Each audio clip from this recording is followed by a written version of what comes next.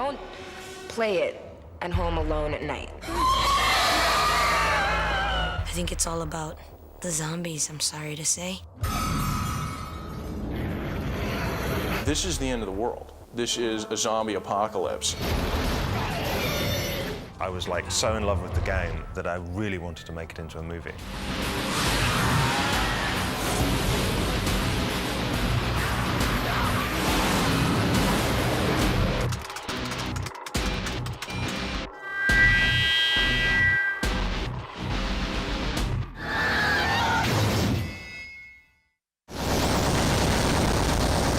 Video games offer a real experience of being in a situation that doesn't exist in any other medium.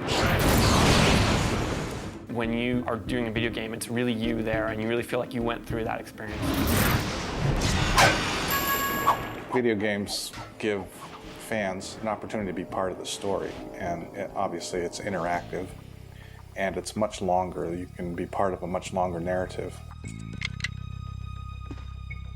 And it's kind of a wish fulfillment fantasy thing, I think, for fans, that they can assume another persona and immerse themselves in a fantasy world.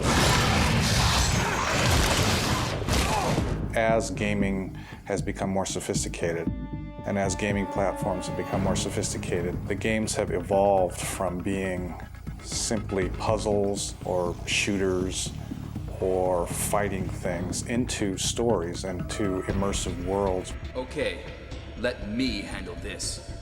Filmmakers lift from everything, and they're going to lift from whatever source is really turning on the demographic that they're going for. Action!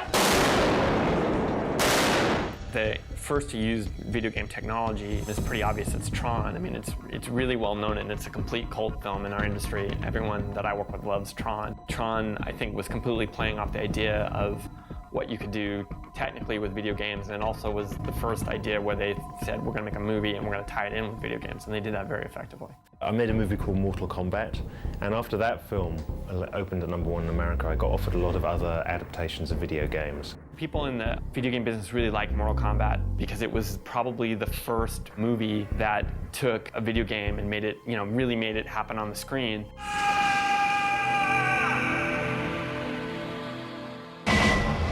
Resident Evil was, it's a Japanese game, and in Japan it's called Biohazard. It's hugely successful. It's sold, I think it's something like 16, 17 million copies.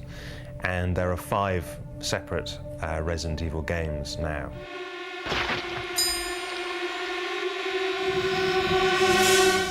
It really took like 2 months of my life. I just got obsessed with playing this game, and I didn't do anything other than that. The thing about Resident Evil that makes it suitable for a feature film is that it is unpredictable. You do not know what is around the corner. Therefore, it will make it exciting to an audience in the cinema. It has at its center a true evil, and evil is always very dramatic. This house is dangerous. There are terrible demons. Ouch! The third thing is that there is something very personal about it. The experience of playing Resident Evil is like literally being in that mansion and having to fight all those mutants. It's not impersonal like it is in some of the driving games where you're simply trashing cars. This has more depth to it. It's always been kind of seen as like a cinematic game, which always lends itself to the movie very well. And the movie, the great thing about the movie though was that it captured, pretty much what makes this game great. I love the feeling of stillness about it, how it's just empty, and then you'll turn a corridor and suddenly be attacked by all these zombies, and it's something about that really I just found exciting.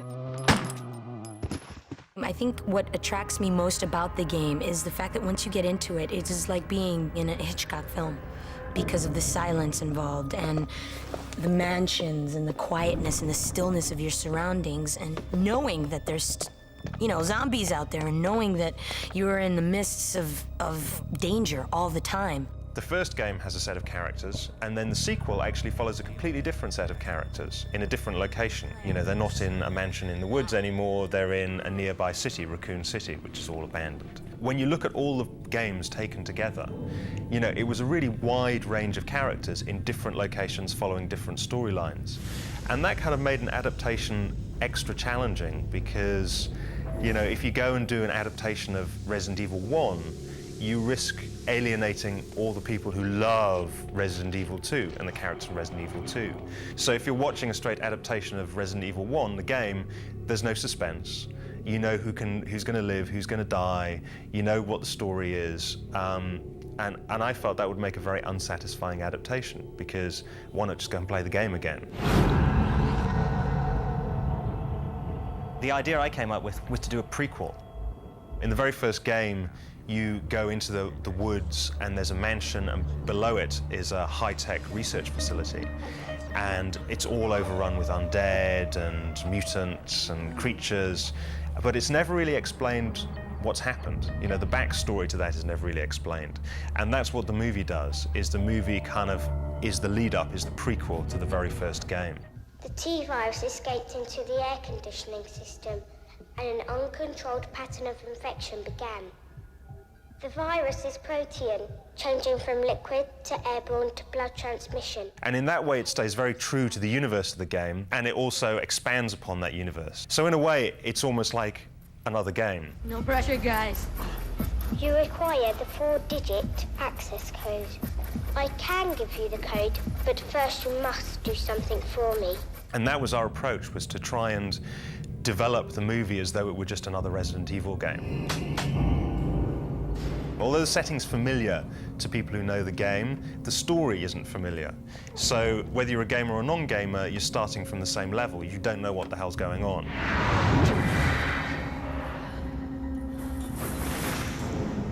So in many ways, the prequel really was, I think, the ideal way to approach the adaptation.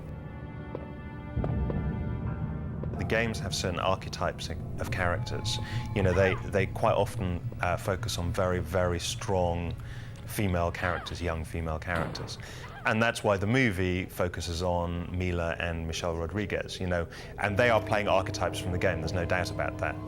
Milla's not called Jill Valentine, but in her mind and in my mind, that's what she was playing. She was absolutely playing that kind of character. Also, the structure of the game is interesting, that when you enter a new room, you cut to a black screen and a set of doors open. And as you're playing, there's that moment of like anticipation, because you have no idea what's going to be in that room, whether it's going to be a load of undead that attack you, whether it's going to be something that's going to help you. And it's really very suspenseful. One of the things we did was we structured the movie. If you go back and watch the film again, there's a hell of a lot of doors opening in this film.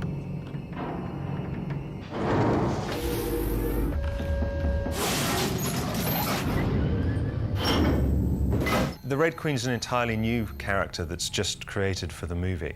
You're all going to die down here. What happens in the game is you get told a lot of the story as you go through the game by reading journals that you find lying around. So there's a lot of reading in the game. You know, you're like reading books, reading reports, typing computer screens, reading the computer screen, and that can make for incredibly dull cinema. So we had to find a different way to convey a lot of the narrative. So I came up with the idea that we should have a computer, but one that could talk. The T-virus was a major medical breakthrough, although it clearly also possessed highly profitable military applications. The movie is shot a little like the video game. There are these great down angles where you look into rooms, look down on top of people. And, you know, whenever I had a chance to do a shot like that, we'd do it. And that's an angle that is straight out of the video game. I mean, that's an angle that's very familiar to any kind of gamer. So in many ways, you know, the feel of the game was put into the movie.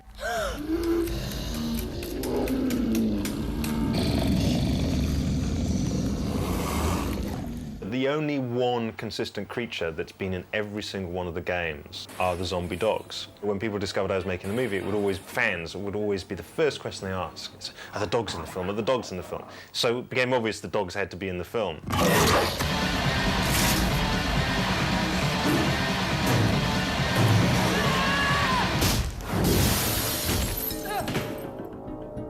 It takes a lot from a whole genre of movies which I'm a huge fan of, which are the Night of the Living Dead, Dawn of the Dead and Day of the Dead, that trilogy that Romero did. And not only those, but also the Lucio Fulci movies. That's what attracted me to the game, was not only is it a very strong game, To make a movie out of it was a chance to reinvent a movie genre that just hadn't been done for 20 years.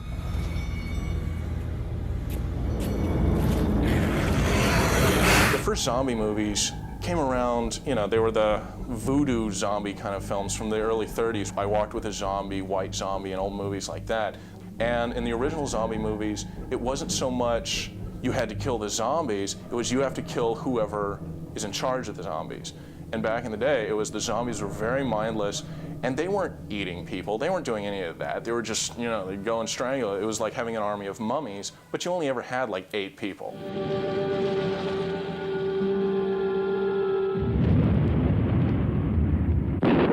The idea behind Night of the Living Dead was these people aren't like vampires. They're not going to suck your blood. They're going to eat your flesh. They are going to actually tear into your flesh and like eat the musculature and stuff like that. This was totally new, and it was sick, and it was considered completely demented.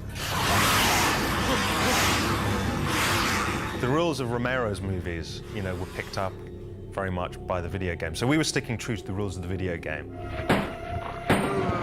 The universe of the video game is, you know, it's very explicit. You know, there are certain rules, there are certain things you have to obey. You can't have fast-moving zombies, for example. You know, they've got to move at a certain pace. We were actually staying true to the rules that were set up in the video game rather than Romero's movies, although the video game was obviously heavily influenced by his films. While the story of the movie doesn't exactly follow the story of any particular game, like the first Night of the Living Dead, the first game is kind of claustrophobic. It's kind of like you fighting terror alone. And the second game, like the second Night of the Living Dead movie, Dawn of the Dead, is sort of more post-apocalyptic, and now you're dealing with kind of a world where everything has broken down. When I became involved in the movie, I made it very clear that I wanted to make an R-rated film.